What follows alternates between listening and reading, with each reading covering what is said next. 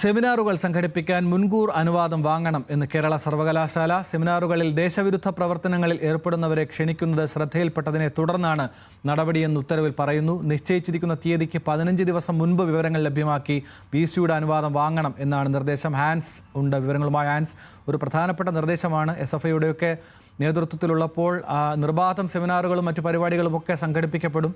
ഇപ്പോൾ ഈ ദേശവിരുദ്ധ പ്രവർത്തനങ്ങളിൽ ഏർപ്പെടുന്നവരെ ക്ഷണിക്കുന്നത് ശ്രദ്ധയിൽപ്പെട്ടു എന്ന് പറയുമ്പോൾ ഏത് കാര്യമായിരിക്കും ചൂണ്ടിക്കാണിക്കുന്നത്?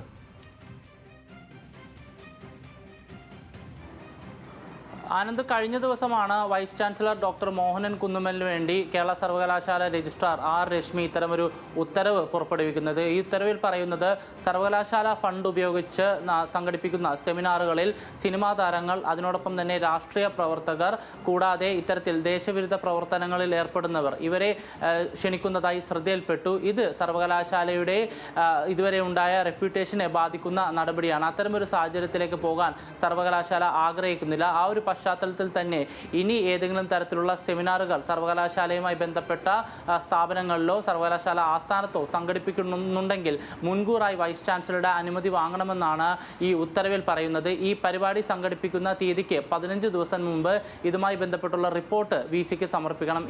ഈ റിപ്പോർട്ടിൽ ആരൊക്കെയാണ് പരിപാടിയിൽ പങ്കെടുക്കുന്നതെന്നും എന്താണ് പരിപാടിയുടെ അജണ്ടയെന്നും മുൻകൂട്ടി അറിയിക്കണം. അല്ലാത്ത പക്ഷം സെമിനാറുകൾ സംഘടിപ്പിക്കാൻ അനുമതി നൽകില്ല എന്നാണ് വൈസ് ചാൻസലറുടെ ഉത്തരവിൽ പറഞ്ഞിരിക്കുന്നത്. പക്ഷേ ഇത് എന്ത് പശ്ചാത്തലത്തിലാണ് ഇത്തരമൊരു ഉത്തരവിറക്കാനുള്ള സാഹചര്യം ഉണ്ടായത് എന്നുള്ള കാര്യം വ്യക്തമല്ല. പക്ഷേ SFI പ്രവർത്തകരും അതിനോടൊപ്പം തന്നെ വിദ്യാർത്ഥികളും ഉന്നയിക്കുന്ന ആരോപണം സർവകലാശാലയിൽ രാഷ്ട്രീയ പ്രവർത്തകരെ ഉൾപ്പെടുത്താതിരിക്കാൻ അല്ലെങ്കിൽ അവരെ കയറ്റാതിരിക്കാനുള്ളൊരു നീക്കമാണ്, അരാഷ്ട്രീയമായ ഒരു നീക്കമാണ് വൈസ് ചാൻസലറുടെ ഭാഗത്തുനിന്ന് ഉണ്ടാകുന്നതെന്നാണ് ഇപ്പോൾ SFI പ്രവർത്തകർ അടക്കം ആരോപിക്കുന്നത്. ആനന്ദ്. ശരി, ഹാൻസ് ജോൺ ആണ് തിരുവനന്തപുരത്ത് നിന്ന് വാർത്തയുടെ വിശദാംശങ്ങൾ നൽകിയത്.